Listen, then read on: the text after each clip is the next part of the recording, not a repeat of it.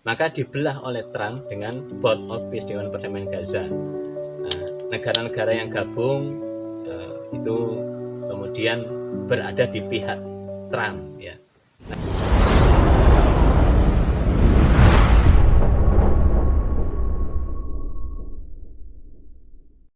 Assalamualaikum warahmatullahi wabarakatuh. Waalaikumsalam warahmatullahi wabarakatuh. Sahabat Ekspedisi Iman, berjumpa lagi dengan kami dalam bincang-bincang santai ya dengan narasumber kita Ustadz Mizan. Bersama saya Bang Narko dan teman saya Bang Rama.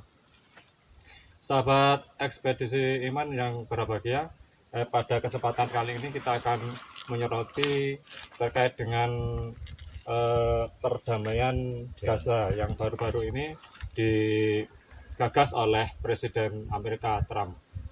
Ustaz, bagaimana tentang Dewan Perdamaian Gaza itu, Ustaz?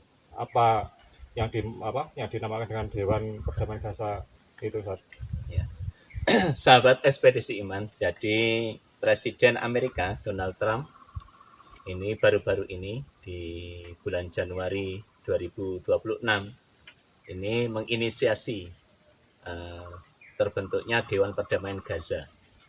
Hal itu merupakan perwujudan dari resolusi PBB nomor 2803 tentang bagaimana di Gaza itu ada recovery kondisi Gaza, pemulihan, terus ada jaminan bantuan bisa masuk dan keamanan juga.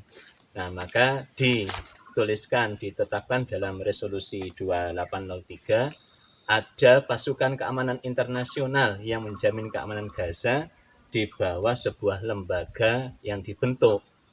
Nah, itu juga merupakan usulan Trump hingga terbit 2803 ini, resolusi ini. Maka Trump menginisiasi terbentuknya Board of Peace atau Dewan Perdamaian Gaza. Nah, lantas Trump ini mengajak negara-negara di dunia untuk gabung dengan Dewan Perdamaian Gaza yang dibentuknya. Nah, untuk menjadi anggota tetap Dewan Perdamaian Gaza itu harus membayar 1 miliar dolar atau 16,9 triliun rupiah. Ya. Lantas kalau tidak membayar, maka keanggotaannya cuma 3 tahun. Nah, itu berlangsung, nanti akan diperbarui lagi untuk keanggotaan yang baru. Nah, Indonesia itu juga masuk menjadi anggota Dewan Perdamaian Gaza. Memang tujuan awalnya adalah bagaimana menciptakan perdamaian dan menyelesaikan konflik antara Israel dengan Hamas, khususnya di Palestina. Padahal tidak ada konflik di Palestina, yang ada adalah pembantaian Israel terhadap Gaza atau masyarakat Gaza. Terus bagaimana dampak dari adanya Dewan Perdamaian Gaza ala Trump ini bagi dunia, Pak? Ya, jadi dunia terbelah menjadi dua sekarang itu. Ya, jadi PBB ditinggal, yang jelas PBB ditinggal. Dan menurut kacamata Trump, PBB itu sudah ompong, sudah nggak bisa berfungsi menjaga perdamaian dan keamanan dunia. Maka diwakili oleh Amerika Serikat dengan Trump ini. Maka dibelah oleh Trump dengan Board of Peace Dewan Perdamaian Gaza. Negara-negara yang gabung itu kemudian berada di pihak Trump ya.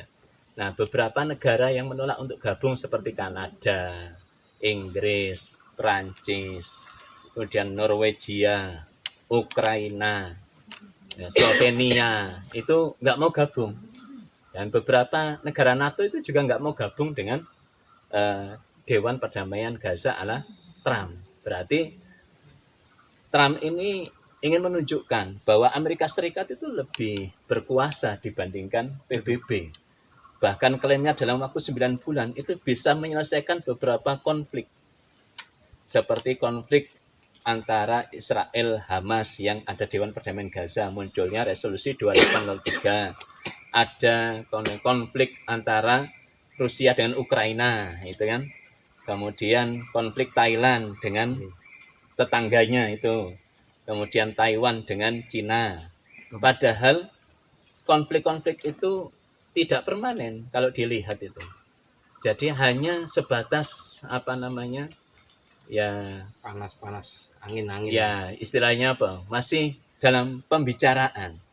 masih dalam pembicaraan nanti kita akan berdamai dalam sekian waktu. Tapi nanti kalau ada konflik, ada pemicunya, ya konflik lagi, perang lagi. Dan itu diklaim oleh oleh Trump, itu sudah dia berhasil untuk mengamankan berbagai konflik dalam waktu 9 bulan. Maka dia berhak untuk membuat lembaga internasional mewakili PBB. Bahkan ini PBB tandingan kalau bisa dikatakan begitu. Lantas bagaimana seharusnya sebagai seorang Muslim menyikapi adanya Dewan Perdamaian Gaza ini, Ustaz? Ya, yang pertama sebagai seorang Muslim tentu harus dilihat bahwa BOP ini, Badan Dewan Perdamaian Gaza, itu tidak memihak Palestina, begitu ya. Jadi lebih kepada kepentingan Israel. Bagaimana Palestina itu berada dalam cengkeraman penjajahan dunia sekarang itu, diinternasionalisasi lewat Dewan Perdamaian Gaza. Berarti kan semakin dalam penjajahan atas Palestina, khususnya Gaza. Yang pertama itu. Nah, yang kedua, ini diinisiasi oleh Amerika Serikat. Amerika Serikat itu kan negara kafir harbi fi'lan, kalau dalam kacamata fikih Islam. Nah, kafir harbi fi'lan, yaitu kafir harbi yang memerangi kaum muslimin secara nyata, dengan memasuk senjata kepada Israel untuk memerangi Muslim yang ada di Palestina. Contohnya itu. Nah, ini berarti kafir harbi fi'lan. Maka bergabungnya kaum muslimin, negeri-negeri muslim ke Dewan Perdamaian Gaza ini bagian dari melanggar aturan syariat, begitu.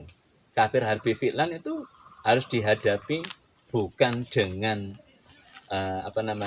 perdamaian, bukan dengan masuk kepada sebuah lembaga bersama, tetapi juga harus hubungannya adalah hubungan perang, karena mereka memerangi kaum muslimin secara real, secara nyata. Maka ya ditolak, karena ini bagian dari hegemoni dan penjajahan gaya baru Amerika Serikat atas dunia, khususnya dunia Islam.